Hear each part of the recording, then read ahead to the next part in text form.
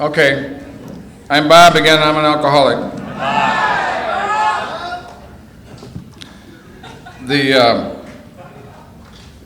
So I'm going to run through my recovery and my experiences using the steps as a way to run through. I am not going to just go through the book. I'm not going to do it in a formal way. I'm going to do it in a kind of an informal way. It's kind of intimidating doing this. This is difficult for me. I have kind of a love-hate relationship with this process because I feel somewhat exposed in it, but I've done it a few times and I'm going to do it again.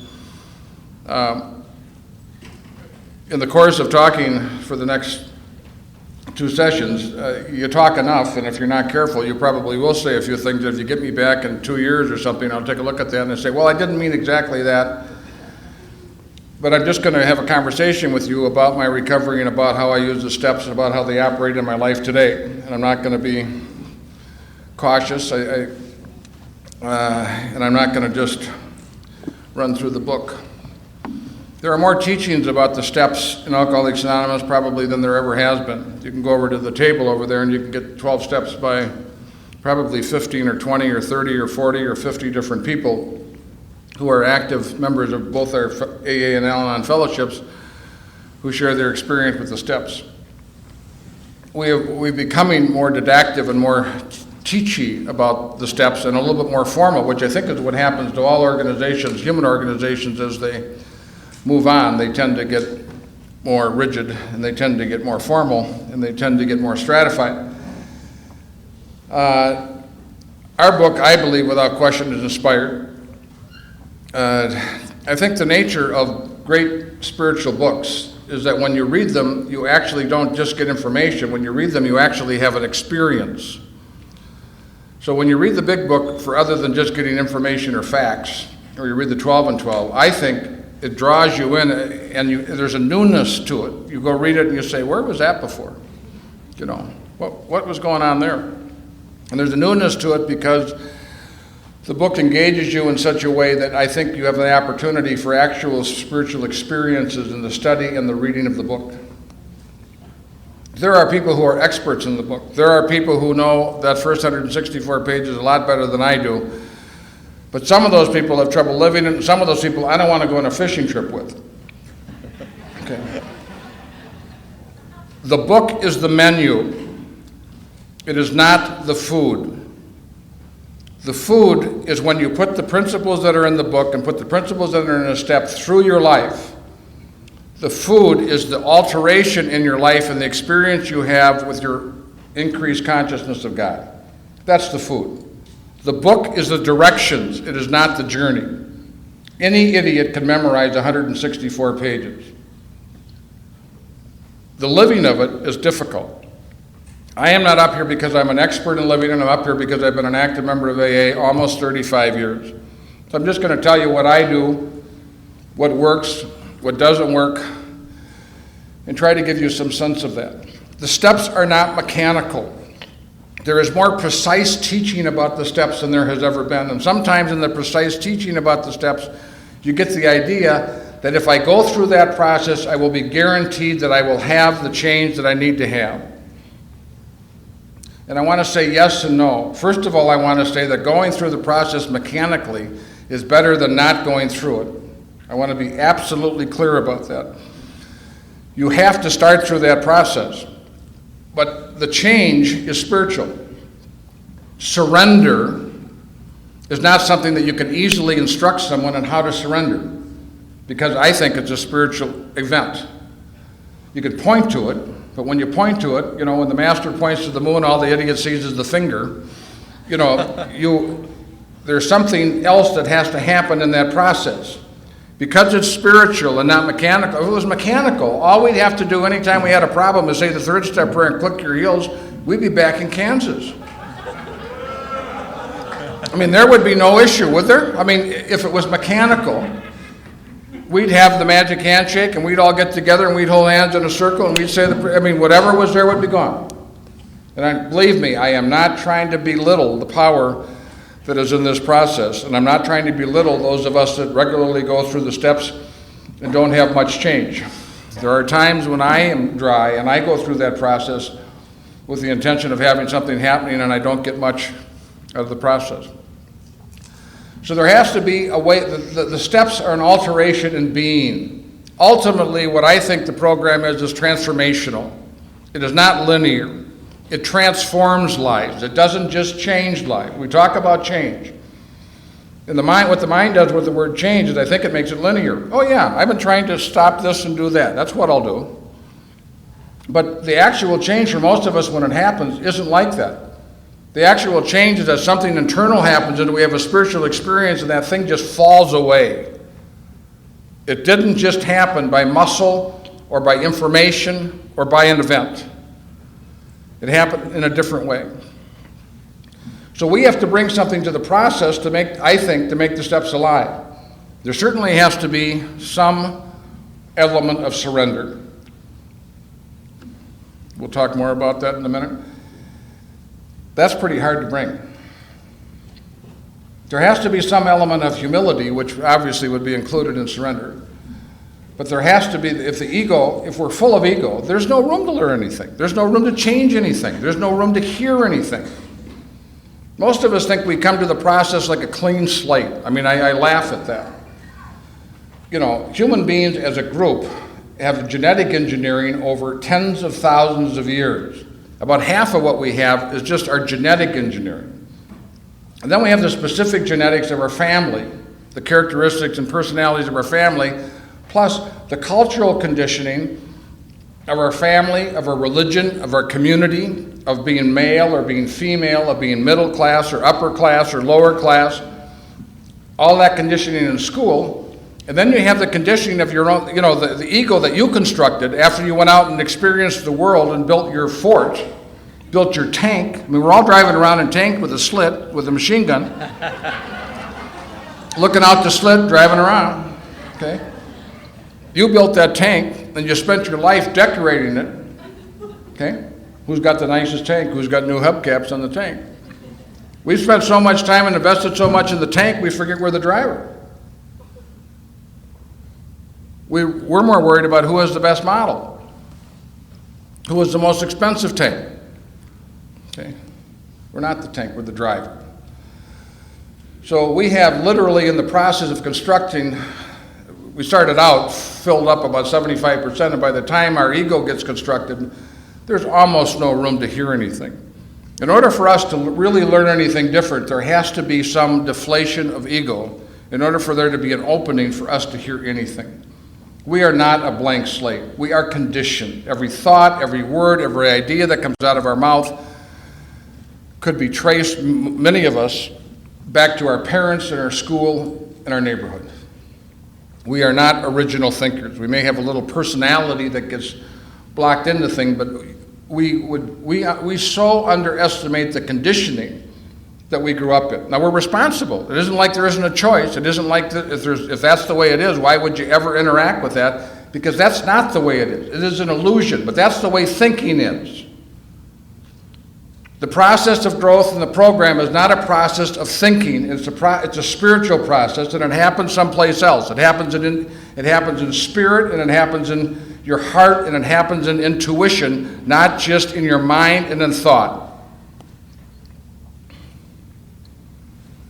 So I think to really get the full measure of what I need out of the program, it's every bit as important about how I be and what I bring to that process than what I do. And every sponsee in the world, when they're having trouble, they always want to know what to do. I mean, that's always the question. And most of the time, every once in a while when they come over to the house for the half-hour session, you keeping track of time? Yeah. Every once in a while when they come over to the house for the half-hour session and they lay the thing on you that's not working, I say, close your eyes. Be quiet. Pretend I came to your house and just had the conversation with you that you just had with me. Tell me what to do. They always know. No, they do. We have a place inside of us that always knows. The problem is they can't do it. The problem is lack of power, lack of willingness. The problem is not knowing. Okay. So I want to say that when I'm talking about the steps, and I'm talking about spiritual principles in the steps, I want to be clear that I think they're bigger than the words. They're bigger than me. I am not an expert on them. I am every bit as intimidated and every bit as needy in the process of doing the steps as you are. I may have some more experience than you, and I will try to give that to you, but I'll tell you, there's no such thing as an expert, because when you're in the territory of God and when you're in the territory of spirituality, it's always new. Life is fired at you at point blank range. You don't get used to living life. Life is always new. And when you want to alter something that's been in place, it's a tremendous stretching experience for anybody who's inside of it. So now I'm going to walk through the steps. I'm going to talk about how they were when I first came in and talk a little bit about how they are today. Step one, that we're powerless over alcohol, that our lives have become unmanageable. Bill talks about in the 12 and 12 that step one is probably the only step we can do perfectly. That we've been so beaten to a pulp by the process of alcoholism and drug dependency that we are on our knees when we come in. Bill says later on in the book that most of the people were low-bottom drunks as they came in early in Alcoholics Anonymous, and the surrender experience for many of them was profound. Today, when we see people come in, many of them are earlier on in the process of alcoholism. It's that part where Bill talks about we're going to raise the bottom up to the person so they can have a surrender experience in a different place. They do not have to go as far. It's a movie. You don't have to watch the movie all the way to the end. All you have to do is identify the fact you're in the movie. You're on a garbage truck. Once you identify it's going to the dump, you don't have to drive it to the dump. You can get off it. Okay. But many of those men, and I was often taken by Chamberlain, I really think there are 2 or 3 men that I would say that I believe in my experiences forfeited their lives when they got sober. They didn't view their lives as their own. They viewed their lives as belonging to the Fellowship of Alcoholics Anonymous. It wasn't like they didn't have egos. It wasn't as if they weren't personalities. But there was something about the way that man talked. Not only did he almost physically die the day he went to the hospital to quit drinking, the experience he had in his very early recovery and the surrender experience was profound. To the extent that we have a surrender experience is to the extent that we have an opening. What we're talking about, the 2 places that I see it in the book the most was, there's 2 places. One is where Young sees it, but Silkworth is writing in the book of the doctor's opinion, and I love this part. He said, after they have succumbed to the desire to drink again, as they so often do, and the phenomenon craving develop, they pass through the well-known stages of spree, emerging remorseful, with a firm resolution never to drink again. This is repeated over and over unless the person can experience an entire psychic change. There is very little hope for their recovery. The book in about 7 or 8 places start talking about, if this is true, you're suffering from a disease that only a spiritual experience will cure. Over and over and over again, the book is talking about alcoholism is a problem that if you have it, you cannot solve it yourself. Information will not solve it yourself. What you need is access to a power greater than yourself. Period. End of story. They said that's what this book is about accessing that power. But Silkworth goes on to say, on the other hand, as strange as it may seem to those who do not understand, once a psychic change has occurred, the very same person who seemed doomed, who had so many problems he despaired over ever solving them, suddenly, that word is used maybe a dozen times in the program. Not like after 6 years, suddenly finds himself easily able to control his desire for alcohol. The only effort necessary is that he follow a few simple rules. Jung talked about trying to have that moral change, that psychological change with Roland Hazard he was talking about. He was talking about trying to bring that about. So we're talking about the surrender experience, which is what I believe those men are talking about. For most of us when we came in, it was as teachable as we ever got. To the degree we were surrenderable, was to the degree we were teachable when we came in. Most of us had enough problems directly because of our alcoholism and because of the chaos in our lives that we had some sort of surrender experience. The pain of my life was very significant. The pain of my life drowned out my ego. When I came in, I was ready to listen to it. I didn't know much about alcoholism, but as I learned more about alcoholism, I saw how it impacted my life, and I started to believe what you told me about alcoholism. AA was a place where, I don't know, I felt like it was a school for me. I felt like it was I felt like I was home. I felt like it was addressing the very issues that were going on in my soul. I was astounded. I was only 23 years old. I was astounded to hear people 50 years old talking about issues that I felt when I was 20. The reason I was able to identify is when I read the stories, I hadn't gone as far as some of those people had in the disease of alcoholism, but I felt every feeling that those people had in those stories. I so identified with that thing. Today, I've got 34 years of sobriety. Someone said, am I powerless over alcohol? My life's unmanageable? Yes. I'll tell you something. I struggle with the fact of being less surrendered today than I was in my first year of sobriety. What you start to rely on is what you know. You can pass the test. Someone hands out the book, the blue book, for the test. What's the test? We all know how to answer. We know the answers to the questions. The fact is, with most of the serious issues in our life, if you want to get laid, are we going to give that problem to God? Okay.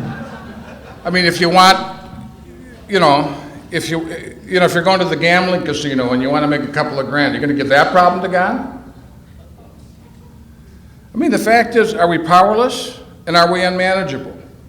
Do we really believe that the problems and issues in our life today need a power greater than ourselves, or are we the people that are going to manage it? This is for sex or money, I'll handle this, the rest of the stuff God handles.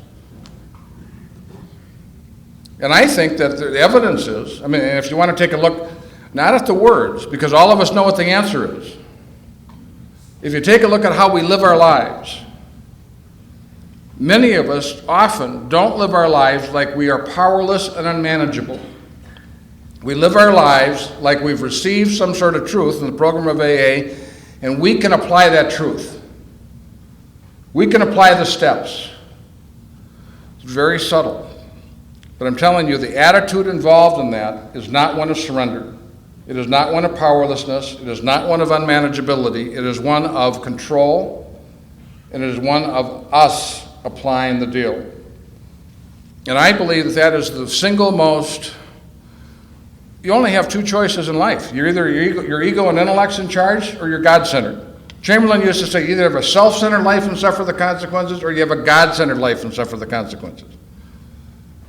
End of story. And I think that is the issue. I think that there are two curbs on the street. And one curb is God-centered and one curb is self-centered. And we swing sometimes like a pendulum in that space. And in that, and depending upon where you are, how centered or not centered you are, your experience of life is very different. When your ego's in charge, you're your tank. You're separate, you're different, you're comparing yourself, and you're all there is.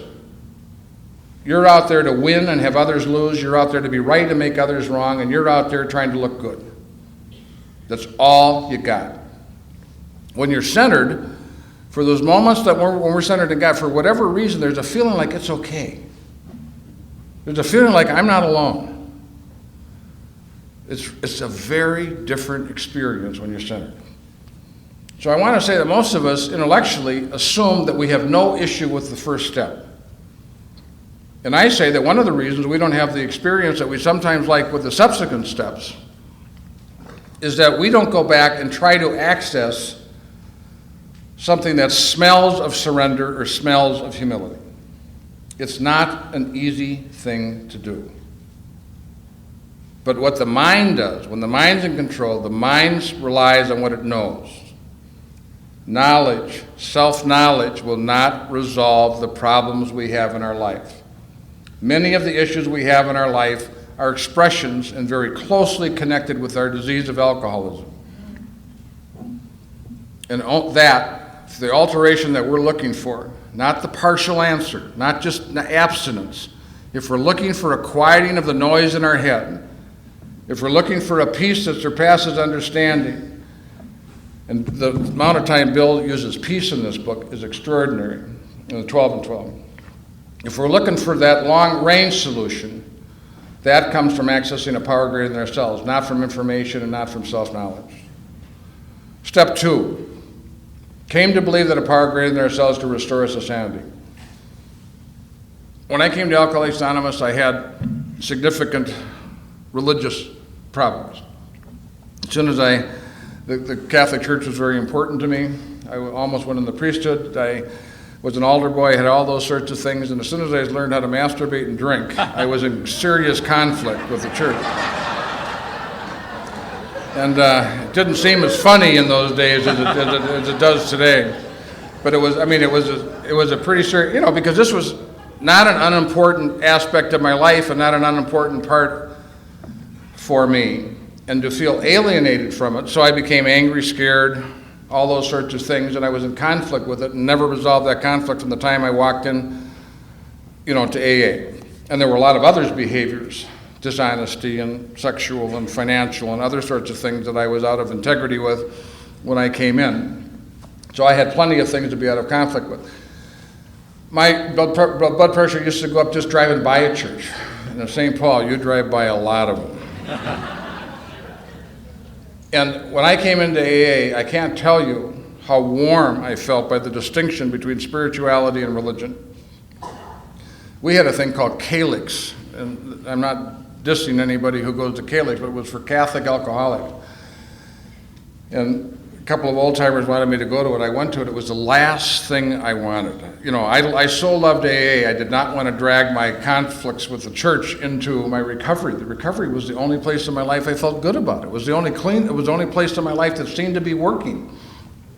Everything else about my life was going to hell in a handbasket, and I didn't want to contaminate it with the conflicts that I had around the church. So they made the clear distinction that what we're talking about is spiritual principles, not theology. What we're talking about is that you will start to see God and work in people's lives. The first thing I noticed is that the conversations they were having in AA weren't all about drinking. I'd stay after the meeting till 10:30 or 11 o'clock at night, and the old-timer, they were talking about guys having fights with their wives, having problems at work. They were going over guys' bills. They were talking about making amends. Not much talk about not drinking. They were talking about how to live. And I kind of got the idea. It was confusing for me for a significant period of time, but I quickly got the idea that these guys really were pretty serious about applying these steps to their lives and about changing their lives. I remember we had a party for a guy who took 14 years to pay off his debts. We had it was a debt burn. It was very cool. And I thought, my God, to write that check out or those checks out every month for 14 years, impressive, and pretty classy. Okay. So I came in, there was no question that the men and women in that group represented a power greater than myself. My first power greater than myself was Alcoholics Anonymous. It was the people, the men and women in that group. As I progressed, the steps, I started to have some access to the steps in a way that the steps we accessed at all sorts of levels. We read them, we study about them, we, quote, do them, but they also become part of the fabric of your life. They literally become part of who you be in the living of your life. So the steps just show up in some of your decisions and some of your actions as you go along. As they started to be incorporated into my life, my sense of connection with the program of Alcoholics Anonymous and my sense that Alcoholics Anonymous had a total answer for me was my connection with God. I have looked lots of different places. I've studied a lot of different things, but I always drag it back into AA and bring it into my cave and somehow try to recapitulate it and talk about it in a way that works, or I hope it works, within the Fellowship of Alcoholics Anonymous, rather than depart from AA. Well, so I have never felt that since I've been in sobriety, like I didn't have some access to some power, either by God, by the people in the group, or by the steps. When I was in trouble, and when you get in trouble, you're in pain, and when you're in pain, you get pretty self-involved in the early parts of that pain. And when you're self-involved, you feel very separate. You feel very different. You feel very unique. When I was in that spot, over a long period of time, when my life looked like it wasn't going to be okay, when I was a real active member of Alcoholics Anonymous, I lost the belief in the second step. And I say that a lot of us have trouble with the second step and don't identify it because intellectually we say, yeah, do you believe God's going to restore you to sanity? Of course.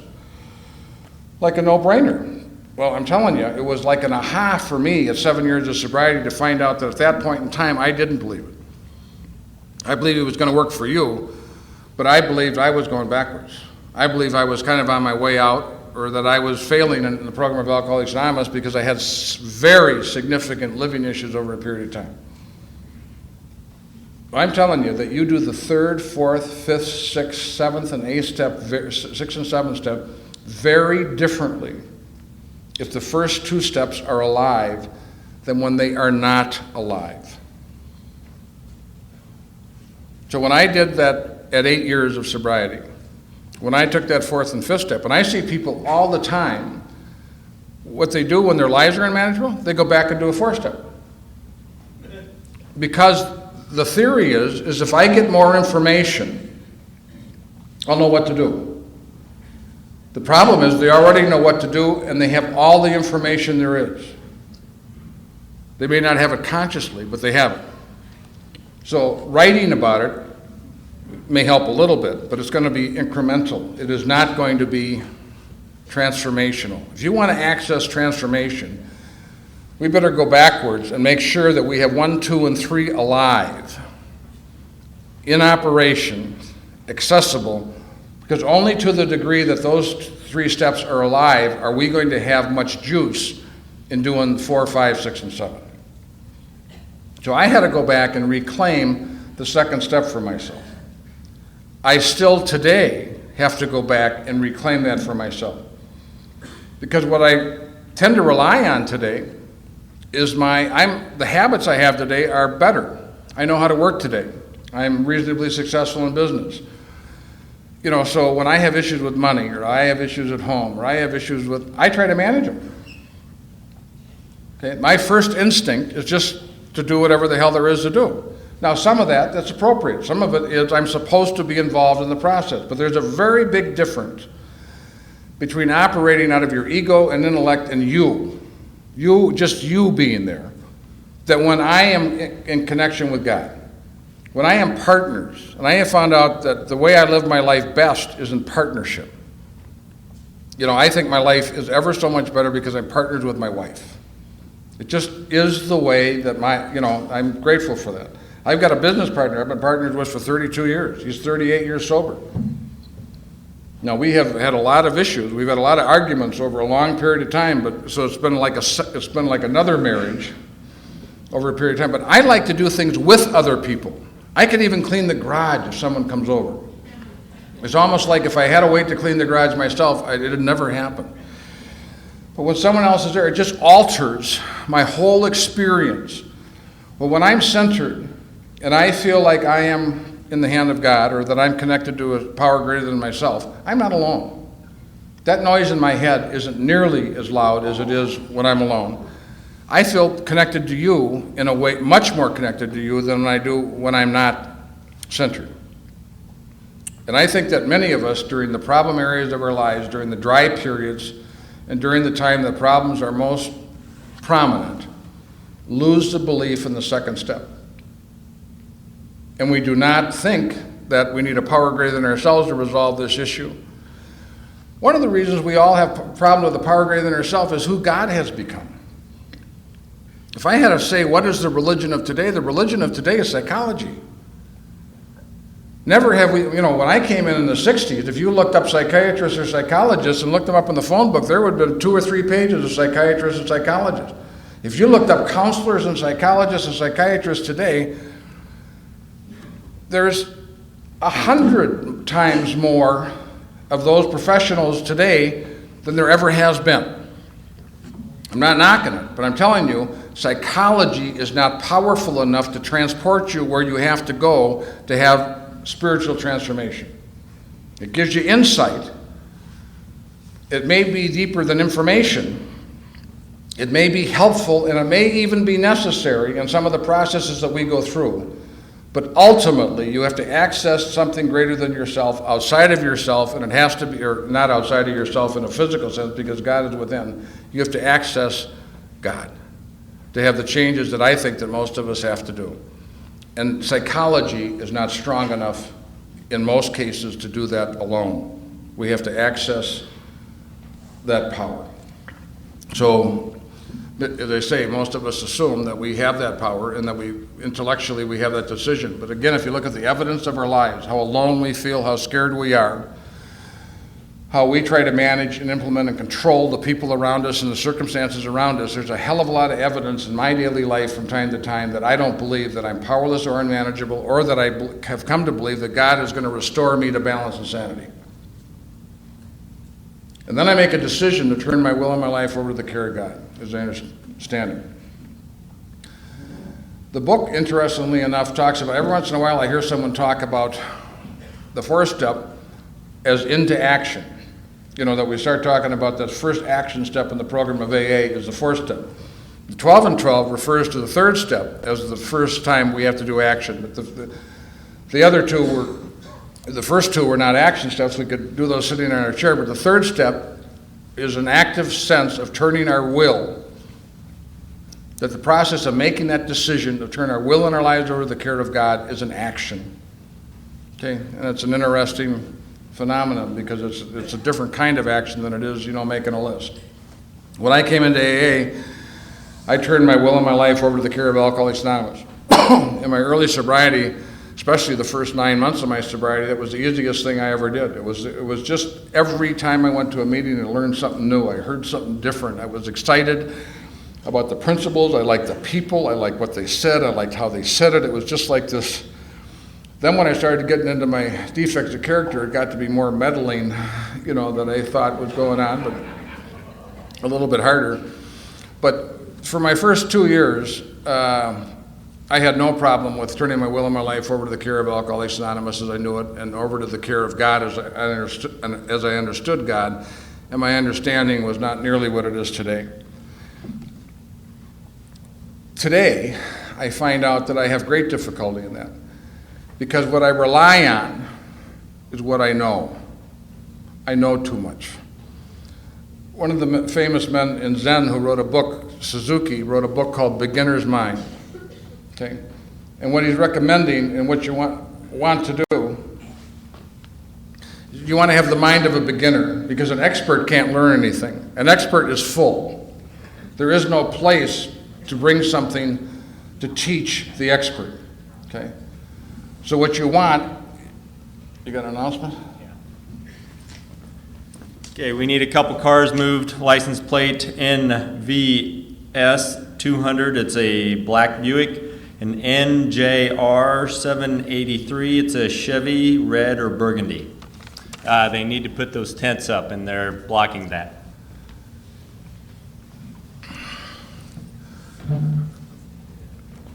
So even though intellectually, again, there's a real difference between bottom line where we say, yeah, I made a decision to turn my will and my life over to the care of God. I'm a very active member of AA, and that's where I do it, and that's how I do it. But I think a lot of us do it at the level of intellect and don't do it at the level of heart, and often take it back. And the biggest problem I have today is turning my will and my life over to the care of God as I understand God. That I do it at the level of intellect, and I don't do it at the level of intuition, and I don't do it at the level of spirit. My first tendency is to rely on my information. My first tendency is to do what I know needs to be done. And there's a difference in how we be. There's a difference between how we behave. There's a difference between how we feel when we're powerless and unmanageable, that we believe that God's going to restore things to balance and sanity when we made a decision to turn our will and our lives over to the care of God. When I'm in that place, I can be present to whatever goes on in my life. When I'm in that place, I know the difference between life circumstances and my life. When I am not present, I think the circumstances are my life. When I am present to turning my will and my life over to the care of God, I am clear that the circumstances are not my life. And I can be with the circumstances. When you can be in front of what's going on in your life, you can attend to it and you can manage it. When you can't be with it, it manages you. When I could not be with my alcoholism managed me. There was a tremendous change when I could be with my alcoholism. When I could accept the fact that I was alcoholic, I could stand in front of it naked and see it for what it was and interact with it. Prior to that, in my denial, I couldn't be in front of it, I couldn't accept it, and it ran my life. When you're not alone, and Bill makes very clear, what does he say in the 12 and 12 in step 1? I mean, it's one of the most powerful things. He said, define that he should prove beyond a doubt by any immense experience. This is one of the facts of AA life. The principle that we find no enduring strength until we first admit complete defeat is the main taproot from which our whole society sprung and flows. The fact that we will find no enduring strength until we first admit complete defeat is the main taproot from which our whole society springs. Now, I think all of us understand that in early sobriety. But I think a lot of us have trouble having that be the guiding fact of our lives in middle sobriety and beyond. And it's the assumption because we know the words, because we can answer the questions on the test, because we know the answer, because we know what to do and we can direct people to do it, is that it's alive. And I say for a lot of us, it's the menu. We need, hear people say, read the black part. Like all you got to do is read the black part. Like that's going to get you to God. Transport, what are we, idiots? Read the black part. Of course, what else would you read? But it isn't just the words on the page. It is putting the principles in those words in action in our lives and causing an alteration in how we see things. Where Jung talks about, when he talks to Roland Hazard, I love the words that he uses. There's two things that I want to read when I talk about the spiritual alteration that we're talking about. One's on page 25, and it says, the great fact for us is this and nothing less, that we have had deep and effective spiritual experience which revolutionized our whole attitude towards life, towards our fellows and towards God, universe. The central fact for us, for our lives today, is that absolute certainty that our Creator has entered into our heart and lives in a way that is indeed miraculous. He has commenced to accomplish those things for us that we could not do for ourselves. Jung says, when Roland Hazard said, isn't there an exception to what you're talking about? He said, yeah, there's an exception. Here and there, once in a while, alcoholics have had what they call vital spiritual experiences. To me, these occurrences are phenomena, okay, not usual. They appear to be in the nature of huge emotional displacements and rearrangements. Ideas, emotions, attitudes, which were once the guiding forces of the lives of these men and women, were suddenly cast aside, and a complete new set of conceptions, motives began to dominate them. And that's what I think happens in the process of taking the steps. Ideas, emotions, and attitudes that once were the guiding forces in our lives, the fear, the anxiety, the sense of difference, the self-centeredness, the ego direction that we had, were suddenly cast aside when we had our surrender experience and we had an opening. Today, with the issues that we struggle with in our lives, we need to try to recreate that opening. And I believe that is the job of the first 3 steps. And do not assume that we own those steps because we did them at great depth in early sobriety. To keep those alive today, I think, is not a small challenge.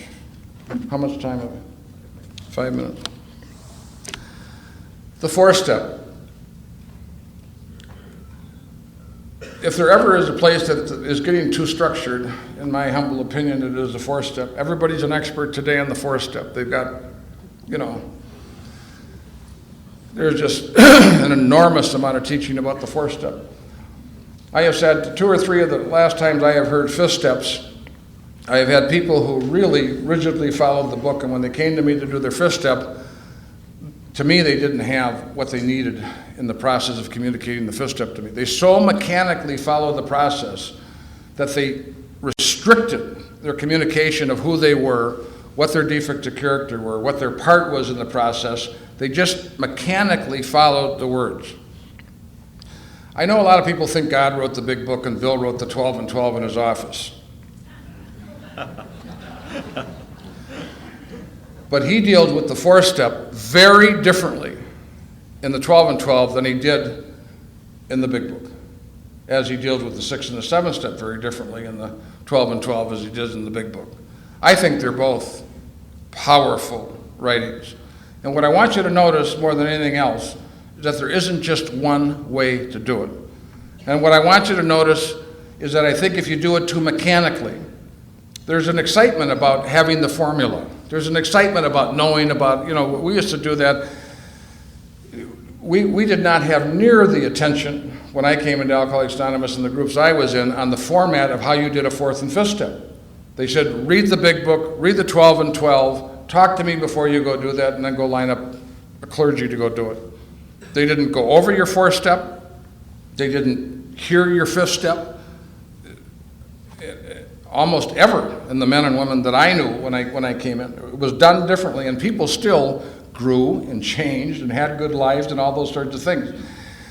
Today, we're putting too much emphasis on the form. What you want is the substance, not the menu. You eat the menu, you will not get nutrition. Okay?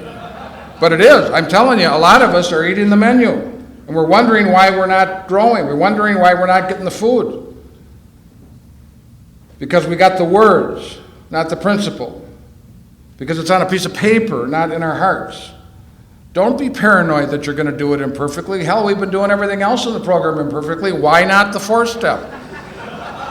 I mean, you can't do it perfectly. I mean, who does that perfectly? What I think is important to know is how afraid we are, especially in later sobriety. It's really subtle. I think there's such a need to purge yourself early in sobriety that when he talks about if we don't do this vital step that many of us are going to get drunk, the fourth and fifth step, that there's such a need for us to reconnect. We are so dying of thirst. We are so disconnected from all our relationships, relationship with ourselves, relationship with other people, relationship with God, that we are dying. And it is the taking of the fourth and fifth step that reconnects us to life's source. And I think the need for that is so great that it overcomes the pain and the fear of doing it. And if we have someone hold our hand and help guide us through that, and I think the combination of the fourth and fifth step, but what I tell the people who bring me their fourth step is I try to say, I want you to follow the form of the big book. Because, first of all, there's a lot of attention on that. And as you go to meetings and people are going to want to know, did you do it with the columns? Did you do this? I want you to be able to say, yes, I did it. I followed the instruction. No, but it's not like the book's not inspired. I mean, it's not like it's not important. It's important. But it's not mechanical. But I also want you to read carefully the 12 and 12 and notice the same guy wrote both of them and notice how different they are. And then after reading both of them, if there's something you feel like you haven't communicated it, write it down in your words to communicate with me, and don't feel restricted. One of the things that I think is the most restrictive about the fourth step in the big book is how it keeps using the same words over and over again to describe the emotions and the impact on ourselves, and it feels stodgy and restrictive. I'm listening to guys tell very different experiences time and time again, and it affected my security, affected my relationship, both sides, and it gets mechanical when you're down to the 52nd time that he's using the same word. That isn't how we talk. And I don't think Bill meant to restrict this only to those 4 words in communicating our lives. I think he wanted us to feel like we fully communicated our lives. So the fourth step is one of the most important rites of passage in Alcoholics Anonymous. I think when Bill talks about the 6th step separating the children from the adults, I think the fourth step made me feel like I was now no longer a provisional member. I mean, my application had been accepted, that I had done the first rite of passage of Alcoholics Anonymous when I did my 4-step. I took my first 4-step, was very uninsightful. It was a recitation of my horrible behaviors and my wrongs and my, those sorts of things. When I did my second 4-step, it was a little bit better, but I really didn't get much into causes and conditions. My third 5th step, I think, was, out of the 6 or 7 that I've done, was probably the most powerful one that I did. But even in that step, as much pain as I was in, I missed pain. I missed fear. Even with all the pain I was in, with doing the very best job that I had, I was almost totally surrendered. I wasn't able to get in touch with how afraid I was. Even with 8 years of sobriety, with all that information. I think the 4-step is vital. I think that in order to do a good 4-step, it sure as hell helps to help the first 3 steps alive. I don't think you should go to the 4-step and start with the 4-step without really going back and examining the conditions so that you bring a state of mind and a state of heart to that process, and I think that will do it. When I get to 6 and 7, I'm about 50 minutes now? You're at 45 right now. Okay, so the 5th step. Today the tradition, go back to the 4-step. We have, one of the things that we're doing a lot of in our area are step workshops. And what I mean by that thing, that Dr. Paul's pamphlet and which I think is kind of a little bit of a takeoff of something that Mac Cheater did years ago, and the guys, where you go through and you get a set group of 10 or 15 people and you say, okay, we're a group. And for the next 16 weeks, we're going to go through this process. We're going to read the book and take the steps. We're not going to discuss them only. We are actually going to take them. We aren't going to necessarily do our 4th and 5th steps with each other, but we're going to set appointments and do this, and we're going to go through it. So it's a step-taking workshop. And once the group is formed, it's closed. And I found myself, and one of the ideas that we tell people when they're in the group, those of us that were more old-timers, we say, one of the things we request of you when you get in this group, first of all, that you attend all the meetings. Now, we know that the way the world is, that each of us might miss 1 or 2 meetings in the 16 weeks that we have. But we're going to make a promise to each other that we're relying on each other for our own attendance and participation. We don't want anybody. We always lose 2 or 3 people when we start doing the 4-step. Even with that conversation, even with sponsorship, even with guidance, there are people who are not ready for that process. So we start through the process.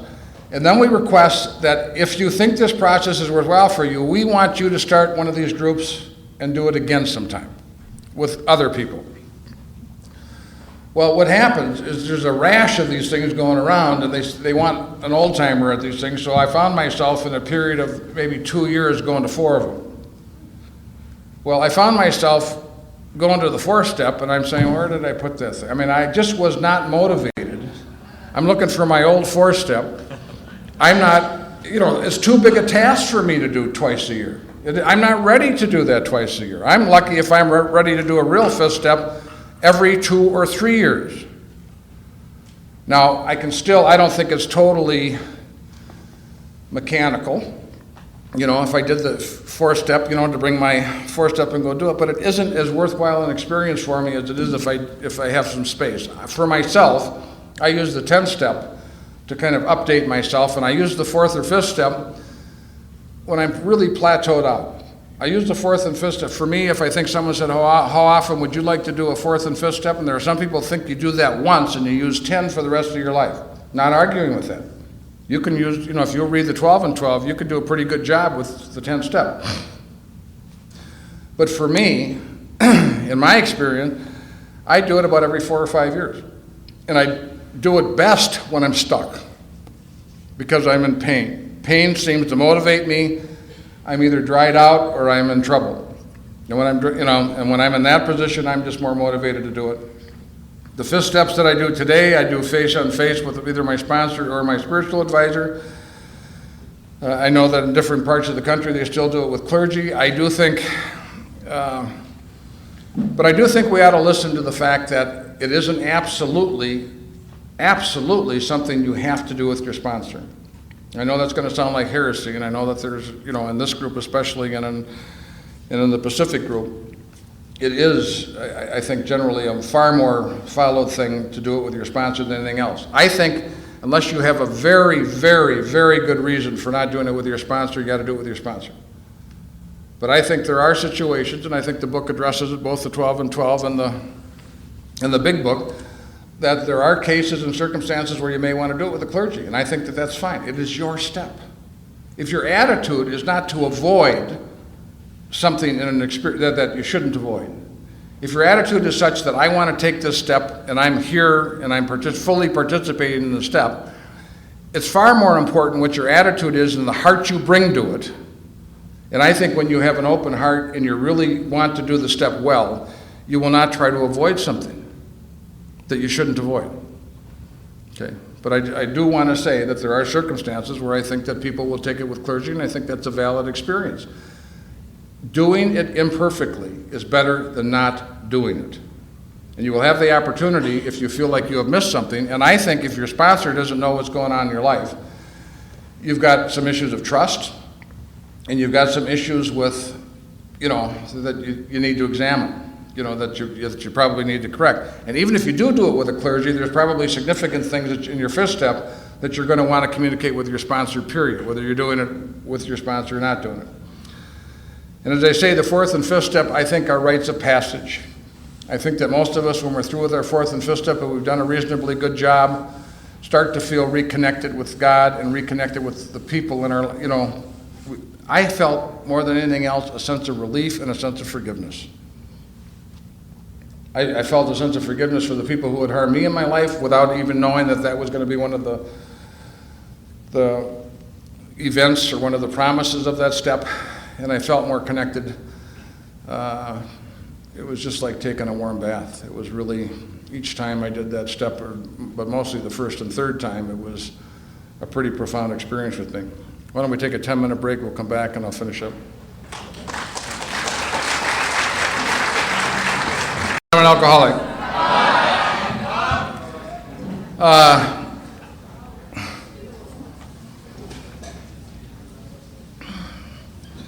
Step 6 and 7.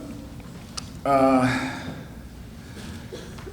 had the most major change in my sobriety at my 8th year, starting my 8th year of sobriety.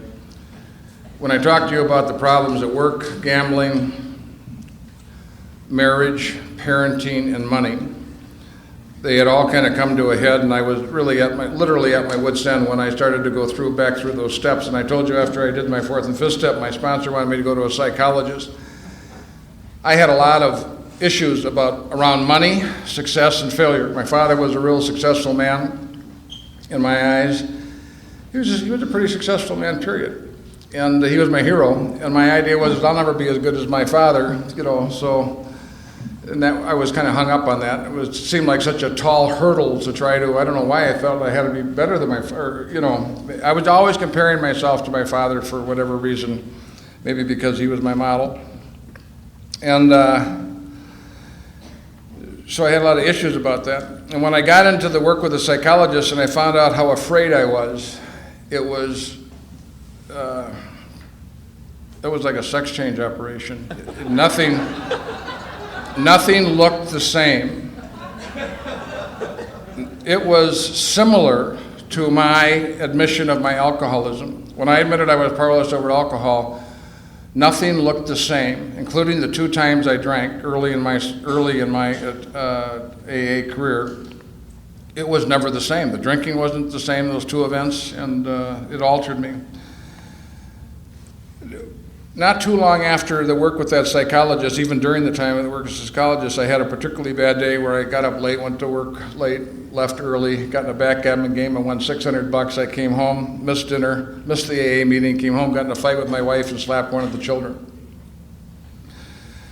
It was one of those days where you like to have it videotaped and sent to the General Service Office to kind of show what 8 years can do for you.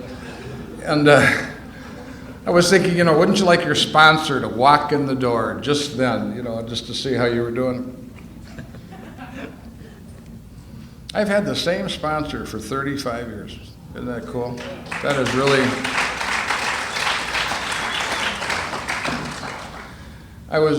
thinking about if someone asked Warren to give a 3-hour presentation, he'd say, what the hell would I talk about? And yet he has led me through the program in every facet of my life in the fellowship. He got me active in service, he got me active in 12-step work, he got me active in sponsorship, he got me active in the steps, he got me active in everything that I've done, and he is about as unfancy a guy in that respect of anybody I've met. And I don't think there could have been a better man for me than that man. And his kind of held my hand all the way through, and I'm really fortunate and blessed that I have that guy. His wife was my wife sponsor, and she died 10 years ago. So Linda's gone through. Then Marcy died, and Vince wants me to tell the thing about Vinoy. I said, I've been in the fellowship so long, I knew Vinoy when she didn't have the V before her name.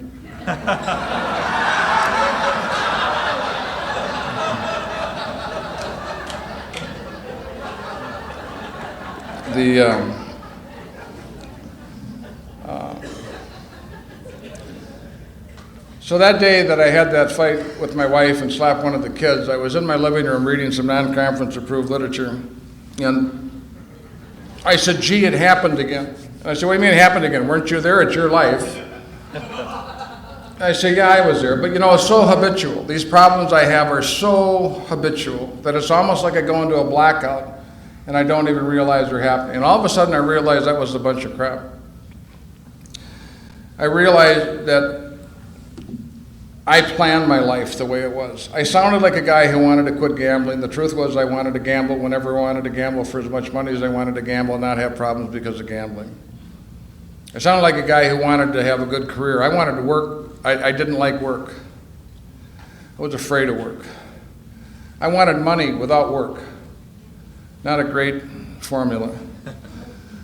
I sounded like a guy who wanted a great marriage. I wanted my wife's and children's affection without spending time with them.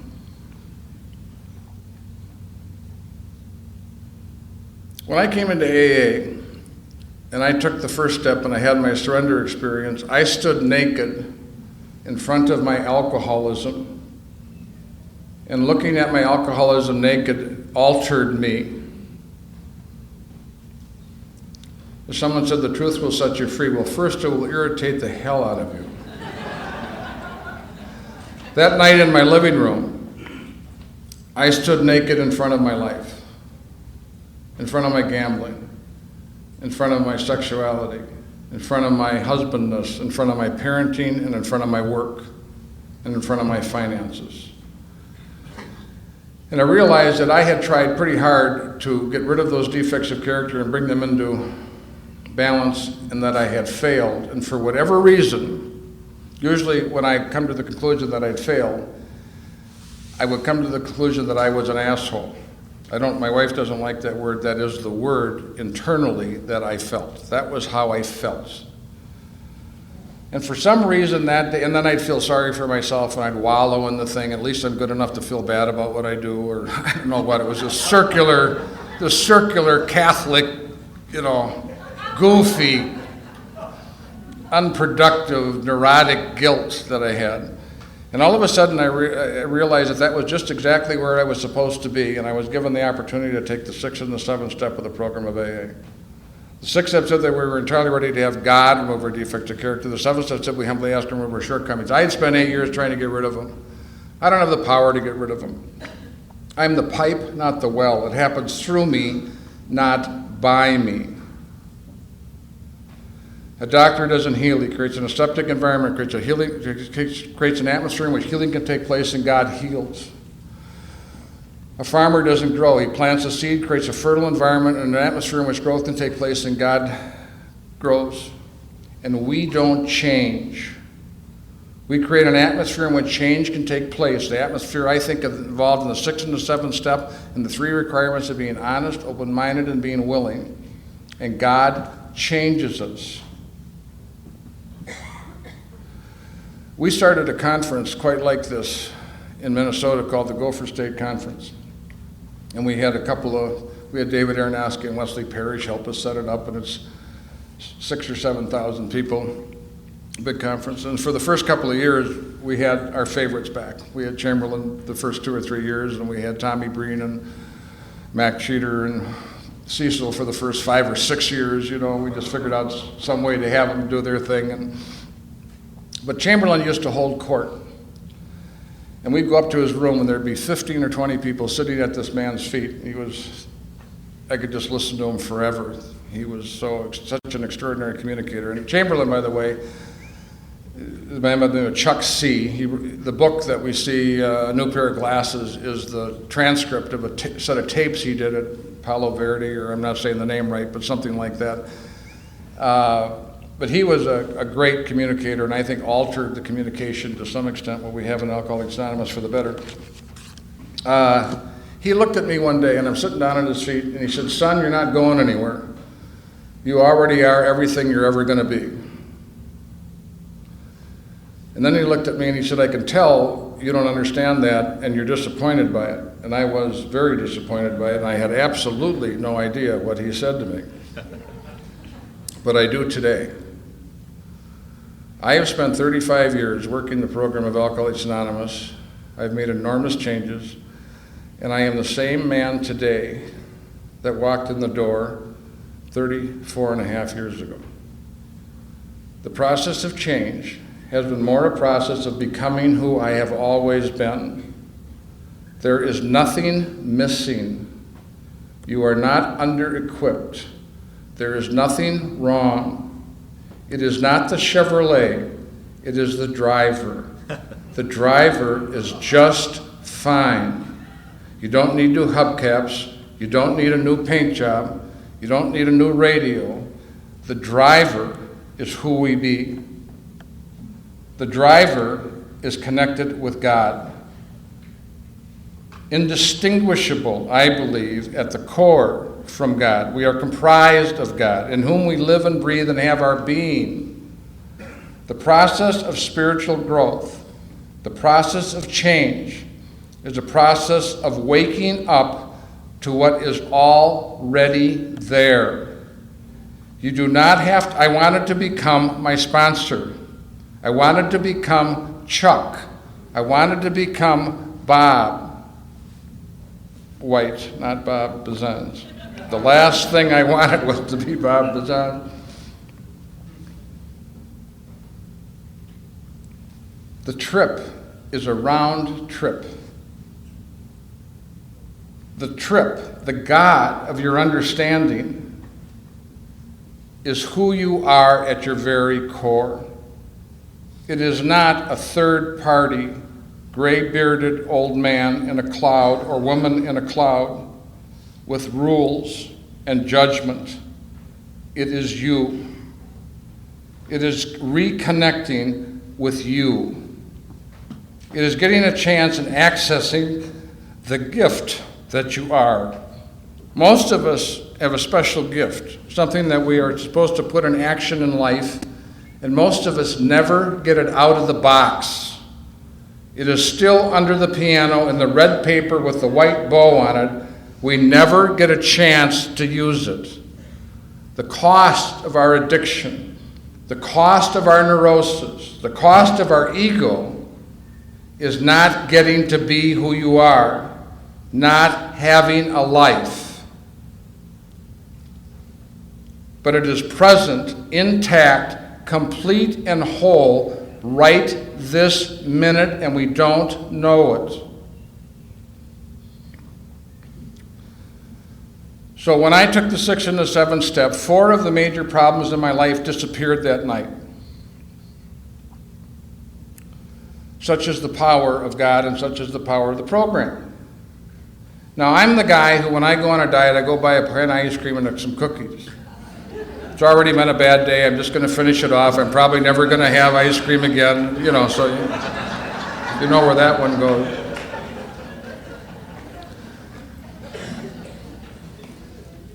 If you've been there, you know that sometimes we have experiences that if you don't reinforce them or set up a structure for support of them, they devolve. We sometimes have spiritual experiences. All of us have had a spiritual experience in the first step. If we own that, why couldn't we just apply that to the other issues in our lives that will? Well, one of the reasons is it's daily bread. How many people ate today? Why'd you eat today? You ate yesterday. Okay? It's daily. It's daily. Give us this day our daily bread. It's the maintenance of our spiritual condition. When I knew that I had to do something, so I made an appointment with my sponsor about when I'd go to work and when I'd leave work. I turned the finances over to my wife. My wife does not have the issues with money that I have. She had us out of financial difficulty in about a year. She had this technique, she could pay a third of a bill. Damnedest thing I have ever seen. I started dating my wife. I've dated my wife every Friday night for the last 27 years. I had her love and affection. It was everybody else's love and affection I was trying to get. But we set it up and we went out on a real live dangerous date. No one else went out with us. It was our time. She knew that once a week we had each other's undivided attention and it was important. It was maybe one of the most important things we did. We ended up talking all the time about kids and money. That wasn't how we became attracted to each other. We had to start going to Chicago and shacking up and doing some fun things, some different stuff that we did so we could go back and re-experience what we were when we were attractive to each other. And it's been a good thing. I'm just thinking that the last 6 months that has devolved.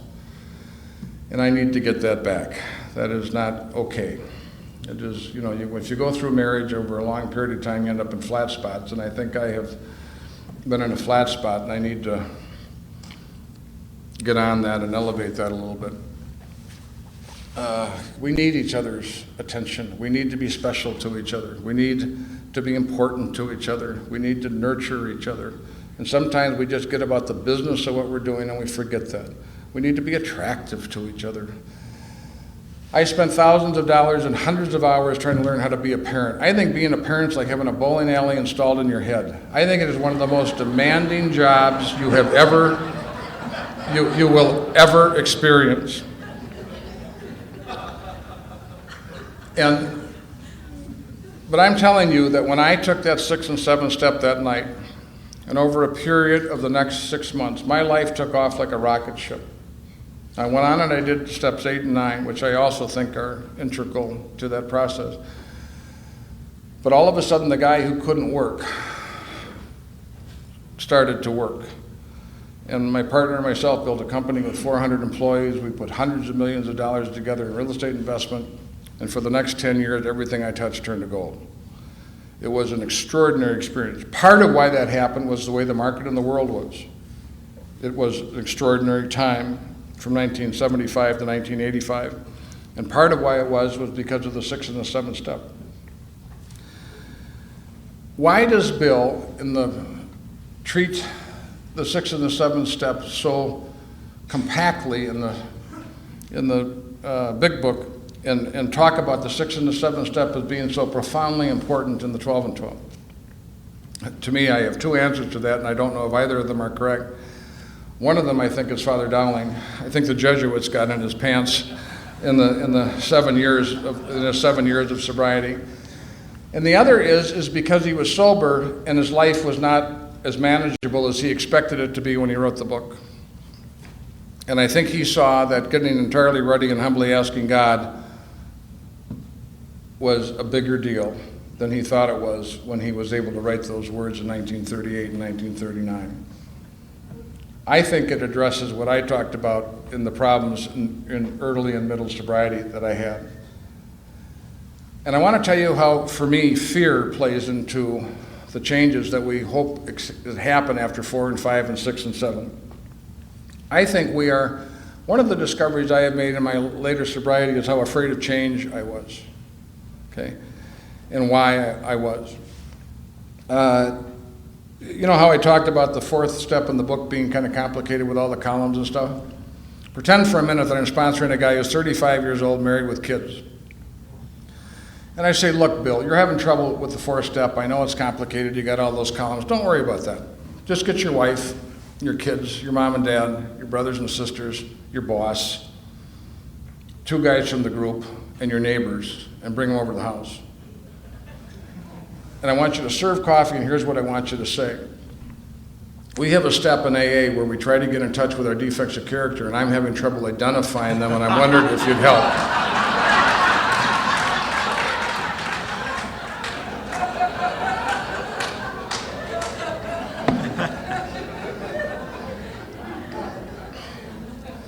Do you know why we laugh at that? Almost none of us would call that meeting.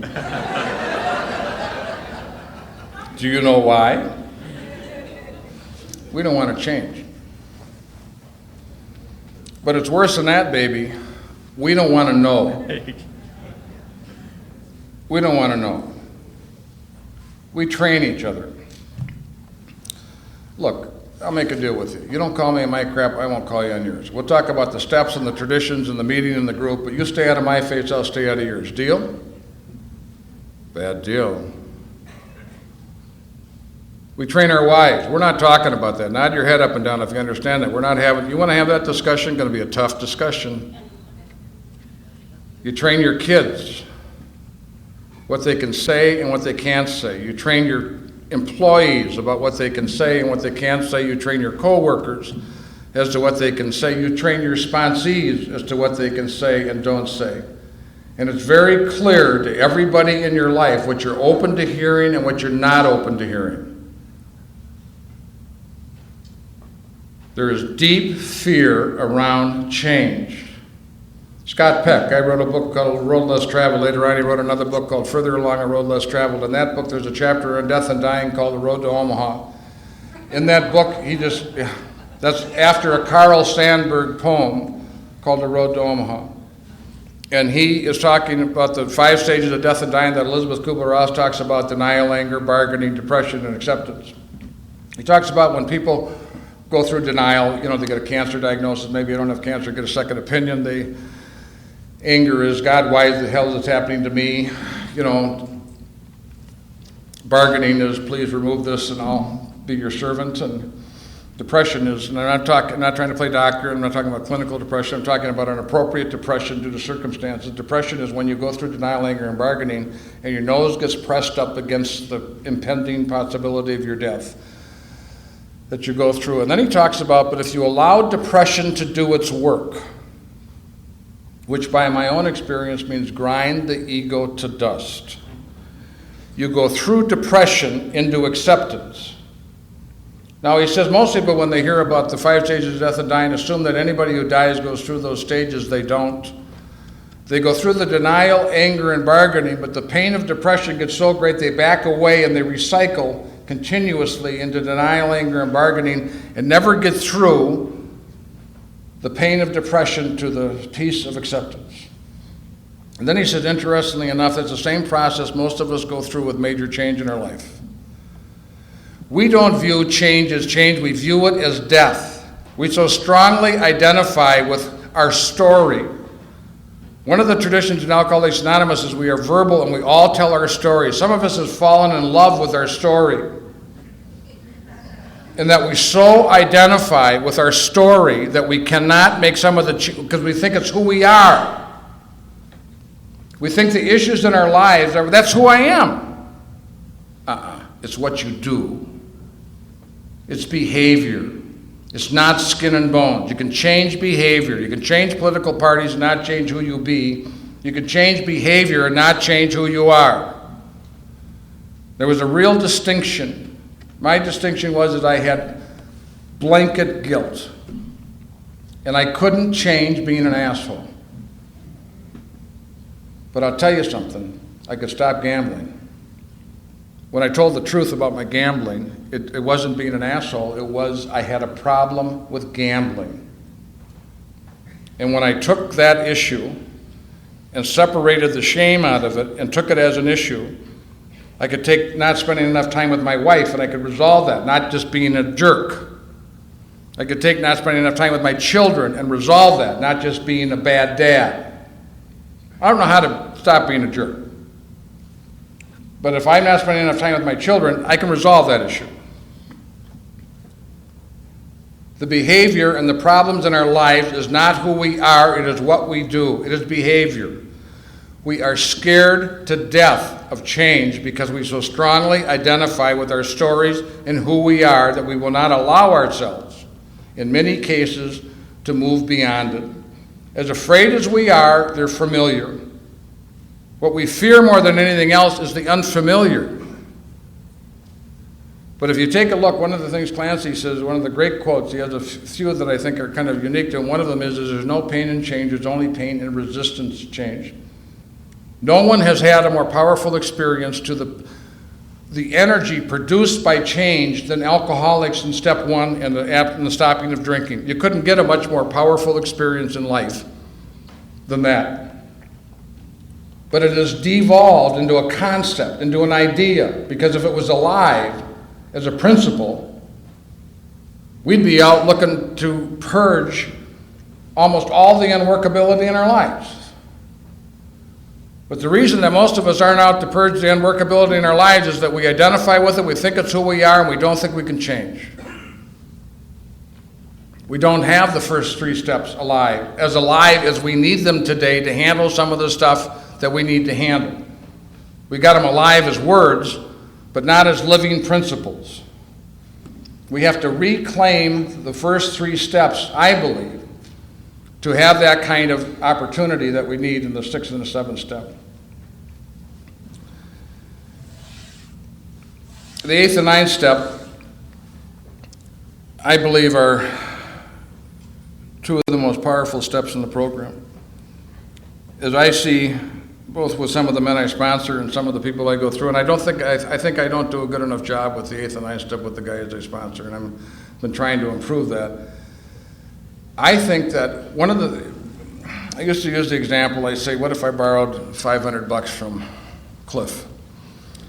And I borrow $500 from Cliff, and I say, Cliff, or let's say $1,000. Cliff, give me $1,000. I got my tax return coming in. I'm just a little short right now. I'll give it back to you in 6 weeks. Well, I get my tax return back if I ever had one, and I don't give Cliff the $1,000. Okay? Well, then I start thinking, Cliff's kind of a jerk. He doesn't need the money. So I got to kill Cliff, because I've got Cliff going around in my head, and I don't want Cliff in my... So I start killing Cliff. I stop going to the meetings that we go to together. I don't interact with them. Okay? But every time, so 2 years passes and I haven't paid Cliff back, but every time his name comes around on the carousel of my mind, you can just see my lights dim. You can just see the drain on the battery. And alcoholics don't have one of those. They have 50 of those.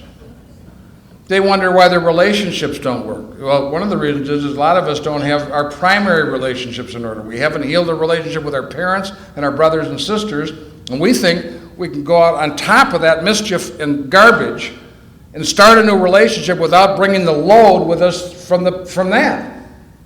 I'm a believer that until you have your primary relationships aligned, you're going to have a hell of a lot of trouble starting and maintaining significant relationships as you go forward. We need to resolve those issues. And the 8th and 9th step, obviously in the inventory, but that was where we get the information that we have to bring to the 8th and 9th step. But the 8th and 9th step is a get out of jail free card. It is a freeing of a prison. Most of us, our happiness is knowing who to blame. We go through life blaming. Blaming may be fun, but it doesn't work. It's disempowering. The good news is you got someone to blame. The bad news is you are powerless and at the effect of the person you are blaming. I'm not saying that bad things don't happen. Bad things happen, things that shouldn't happen. I'm not asking that you go back and have bad things happen again. But I'm saying that the program, I forget who the old timer was, that used to say in his talk when the sponsee asked him, well, how much am I responsible for? And the sponsor said, well, we always start with 100%, and if it's any less than that, we'll let you know.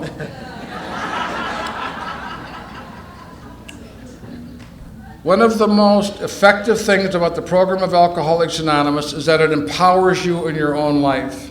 It says no, that you don't need anybody else to get sober. You don't need anything to happen to get sober. There is no condition that you need. It is all available to you. It is not conditional. And most of us have lived our lives like they're very conditional, like we're victims, because we were unwilling to stand. So the bad news is that in order to get empowered, in order to have the change happen in your life, you have to take responsibility for everything that's in your life. If you had any idea how powerful you are, that would not be a problem. You have created your life. You have drawn the people into it that you have. You have created the interaction with those people. If we had any idea how much power we have, we would just move through the mischief that we have created in our lives and the pain that it has created and move on to so much opportunity that we wouldn't be able to stand it. And the 8th and 9th step is where we make a list of the people we had harmed and became willing to make amends with them all. I believe that that's an enormous change of heart. I don't think that we could have that change of heart had we not done the 4th and 5th step.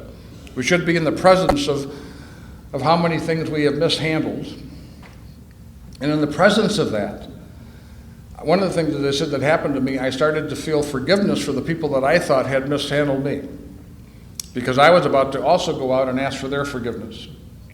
And what I really wanted to do was start to go out and set life straight, to make amends, to make whole, not just to say I'm sorry. I was a great apologizer. I remember my mother was the one, when I went to do a 9th step with my mother said, "Bob, I've lived through this. Do I have to sit and listen to it again?" Ooh. And it was really a disappointment because I had a whole thing I was going to go through with my mother, and I thought, no, you don't. You know, I don't know how old she was. My mother was a very private lady. It was hard for her to hear some of the things that I wanted to tell her. And it was interesting. Linda and I took the kids on a trip to Europe a few years ago, and we were all together, and they started doing show and tell. And they started, and Linda stopped them in the middle of this and said, "Are you making amends?" And they said, "Well, kinda." And she said, "If you need to continue with this, that's fine, but I want you to know that I don't need to continue with this." And it wasn't like a put down. It was just that we have 3 children in the program. One has 15 years next week. One has 11 years, and one has 4. It has been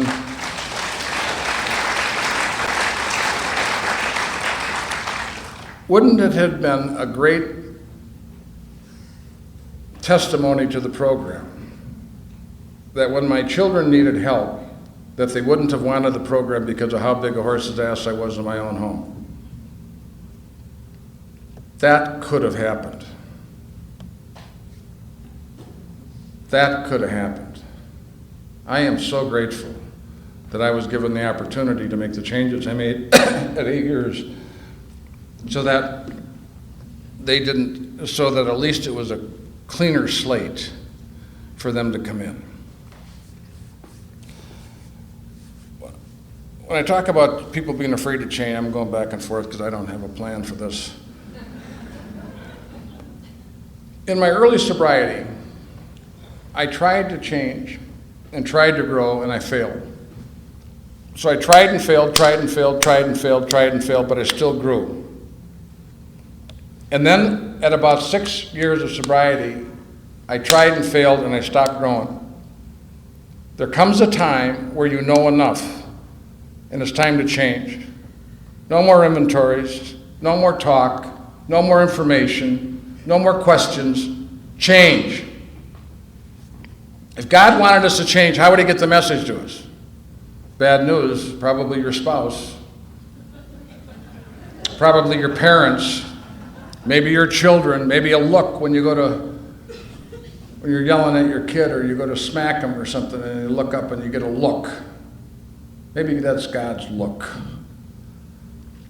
Maybe your boss, maybe your coworkers, but the world speaks to you. And the message is change. Most of us don't want to hear that message. Okay? Now, when you get to that point, as I say, you start to alter your friends and you start to train people what you can talk about and don't talk about. There comes a time where you have to change or you stop growing.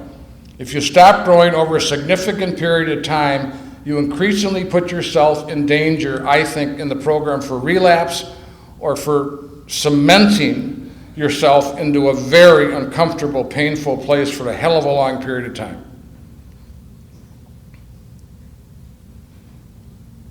Life is a school.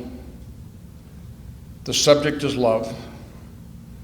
The universe is speaking to us, and what it's requesting us to do is to remove the obstacles we have in our lives to become more loving and more integrated with God and the people around us. All we have to do is be present to what's going on in our lives. We will have all the information we need. And if we had any sense of the power within, we would know that it is nonsense that most of us are putting up with the chaos in our lives today. And that what's available will be so much better than what we have been putting up with. The chicken crap little things that we are just scared to death of are just nothing. So in 8 and 9, we're back to 8 and 9. When I make a list of those people and I become willing, I think I've had a change of heart. But the other thing that's happened to me is I become a cause in my own life. I'm taking responsibility for my life. And as a result of taking responsibility for my life, I have more power in my life. The bad news is I have to take responsibility. The good news is I am more powerful. And when I move beyond that, that's why I think I had the great burst of growth at 8 years of sobriety was after doing 6 and 7 and 8 and 9. I see the great change in most people is after they start to the 8th step and they start into their 9th step, that's where I see the power return. The power that those black holes, like borrowing that money from Cliff do, it drains us of our energy. We have 50 of those. We're lucky we can get dressed in the morning. We wonder why, because most of it, we're not short on equipment. Why are we having trouble putting it in action over an extended period of time in our lives? One of the reasons is because of unfinished business. There's a power in completion. And the 8th and 9th step, I think, restores the power that those black holes suck to be available in your life and empowers your life at a new level. And once that power is restored, you start acting differently, behaving differently, and people see you differently. I go to guys and they're having problems. I'm saying, look, you allow that person to treat you that way. You are a space in which you can be abused. It's a tennis game. Don't hit the ball back. If someone is abusing you, just say, this isn't working right now, and just go get a cup of coffee. Well, when no one hits the ball back, it's not much fun for the person to keep hitting it over the net. You can alter the way people treat you if you wake up, if you're more present to it, if you take responsibility for the fact that in some ways you attract what is going on in your life. The bad news is you have to take responsibility for creating your life. The good news is you can recreate your life, which is what the book talks about. If we are to recreate our life, which is what I think the program of alcohol, what a wonderful way to say what recovery is. The transformational thing that recovery is to recreate our lives. And I say it's coming home. The 10th step is a process, a lifelong process of continuing to take inventory, listening to the universe, so that, as I say, we live our lives in relationships. There is nothing else other than relationships. So if you want feedback on how your life's going, look at the people around you. The more sensitive and present you are to the people around you, gives you access to what you need to do in your life, alter in your life. There is no process. Anybody who is going to be a person who's on a spiritual path, that has to be part of an ongoing look, an ongoing investigation, an ongoing examination of who they are in the business of their own life, is an integral, necessary part of that. In order to attend to that over a period of time, you have to be less judgmental. There seems to be a tendency in your early and middle sobriety to be very judgmental. Things were more black and white to me when I was 10 years sober than they are today. And one of the reasons we're black and white is I got problems today and I'm 34 years sober and I wish I didn't have some of those issues today. I smoke cigarettes today. I'm ashamed of that. I hide that. I'm not missing any information about smoking. My wife, or am I missing what my wife and children want me to do? It's not cute, it's not funny. I think it's, a very dangerous, dumb thing to do, and I do it. That's one of about 3 issues I have in my life that I'm not handling very well. So I'm not a guy who has it entirely handled, okay? And it's disempowering to have those around. So when I'm focused on those, but I think that, to some extent, that's the nature of all of us. So sometimes we disempower ourselves with the things that don't work, and we don't focus on the power that's available to us. I hope that the next time I'm here, I will have that handled.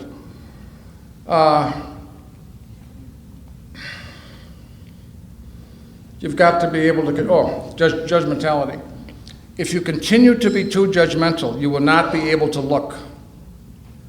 If you are too harsh with other people, if you are too angry people are blamers. The angrier you are, the more blame you give other people. That gives you permission to be angry. If you are too angry and too judgmental, you will not have enough compassion to examine yourself. You will not be able to turn the sword on yourself that you turn on others. Forgive us ourselves as we forgive others. Okay? You need to develop, as you go through life and you start getting in front of your own foibles and defects of character, you need to develop the quality of compassion to be able to be present to it. And some of them you almost have to laugh at. But it's a deadly serious business. And so what I'm saying to you is, being judgmental is being unforgiving of yourself and others, and it's not our job to forgive others. Leave it alone. And it's not your job to forgive yourself. Leave it alone. You will find the peace and forgiveness as you go through. Judgmentality restricts growth. The 11th step. Such a prayer and meditation to improve our conscious contact with God as we understand Him, praying only for the knowledge of His will for us and the power to carry that out. I know of no practice that is more beneficial than prayer and meditation. In simplistic ways, prayer is talking to God. In simplistic ways, meditation is listening. What is not there when we are not there is God. There was a psychologist by the name of Gerald May, whose father was Rollo May, wrote a book called Will and Spirit, I think. He talked about unitive moments. He talked about people who take a walk in the forest or going through the woods, and all of a sudden they come to a clearing or a glade, and they are just stopped by the beauty in front of them. He talked about people who are hiking and they go around a hill and they get in front of a mountain, and all of a sudden they are just stopped by what they're in front of. And that all of us from time to time in our lives have had those unitive moments. In those moments, there is nothing wrong. It is all okay. It is okay and we are okay. In those moments, we are not there. Those moments end with our awareness of our watching the mountain. When the thinking kicks back in. The biggest inhibitor to the peace and centering of our lives today is our minds. Most of us identify with our thinking. Thinking should be the junior partner, not the senior partner. You can't throw away your intellect, you can't throw away your mind. But what should be guiding us is your intellect and your spirit. What should be guiding us in our life is the driver, not the Chevrolet. We are not the vehicle. You need a spacesuit. You need a body and you need an ego to take the trip, but it's not who we are. It's the vehicle. Who we are is an individualized expression of God, intact, whole, complete. What the program promises us is a spiritual awakening. I used to be a monkey. I was a jukebox. You put a quarter in me and you pushed B5. I played B5. Thought, reaction, thought, reaction, thought, reaction, thought, reaction. No thought. I thought there was no choice. I thought if you had the thought and it was what you were supposed to do, that was integrity. That was being connected to who you are. I remember Frank Milos uses the word, you got a Grand Central Station mind. You do not have to get on every train that goes through the station.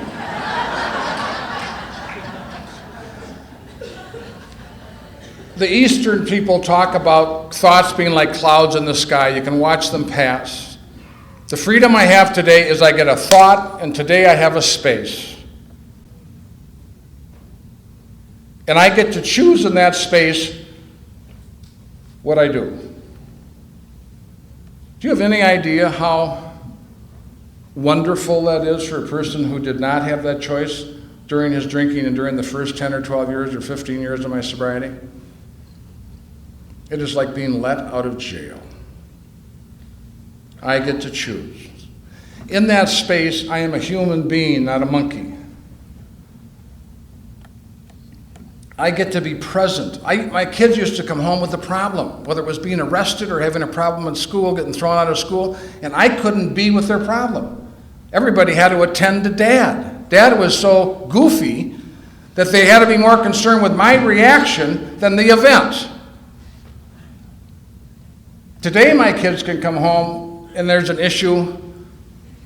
Dad is not as crazy as he used to be, and we can attend almost all the time to what is going on rather than attending to Dad.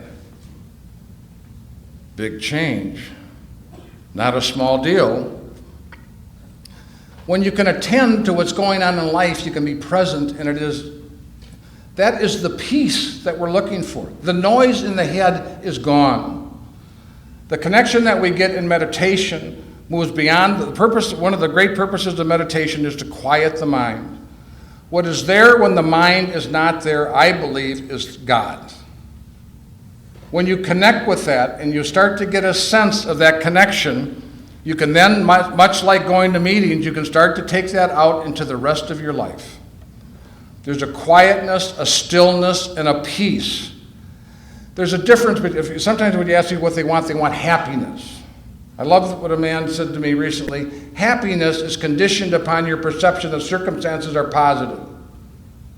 Peace and joy are not. You can have peace and joy in difficult circumstances. Happiness is more like a thrill. I'm a thrill chaser. I'm a buyer. I spend a lot of money. Buy this, feel good. Get it for 5 minutes, get it for 10 minutes, get it for a day. Doesn't last. But peace, being centered, relying on your program, having a higher power, being connected with God is a stability. It's less thrilling, but it's long-lasting, and it's quieting, and it connects you with who you really are, and you get a sense like it's okay. And I think that is what we felt like when we had 5 bumps in us. I think eventually what we hope recovery is finding in sobriety what we're looking for in a bottle. And the reason that the program works is that's what it offers us. The process of change in the 12 steps is having had a spiritual awakening. So what happens to us in the process of taking the first 11 steps is we are more awake. I think we still have strong tendencies to be who we are. I think I will always have an issue with spending money. I hope I get over that, but I'm deeply shallow and I doubt that I'm going to get over it quickly.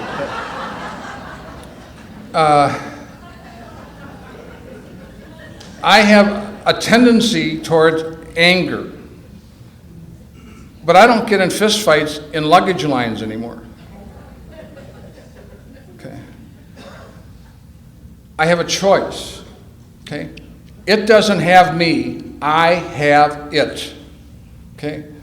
So they are simply thoughts going through. I do not have to react to them. I have more peace and space, and what I am is more awake. So if I don't strike children anymore. I mean, if I have a tendency, I noticed the other day on an airplane where there was a crying baby, and I didn't go through. I used to go through. It would be hard for me to explain to you what I went through with a screaming child on an airplane. The main reason of which it reminded me of my children when I strike them. No one likes the sound of a screaming baby, but I think why it was more offensive to me is because it reminded me of events where I was inappropriate. And I was in the airport yesterday, I wear earplugs in an airport, but I'm next to a woman with a baby, and it's crying quite loud, and I was okay. And I thought, isn't that interesting?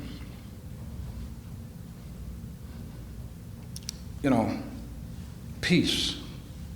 One more little area of peace rather than one more area of program chaos. So we can recreate our lives. We are not at the effective lives of life. Nothing is missing. The process of connecting with God is a process of discarding rather than a process of addition.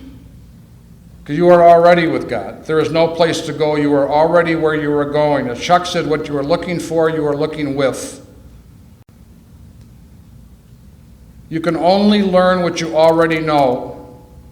When you are sitting in a meeting and someone says something to you, you go, oh yeah.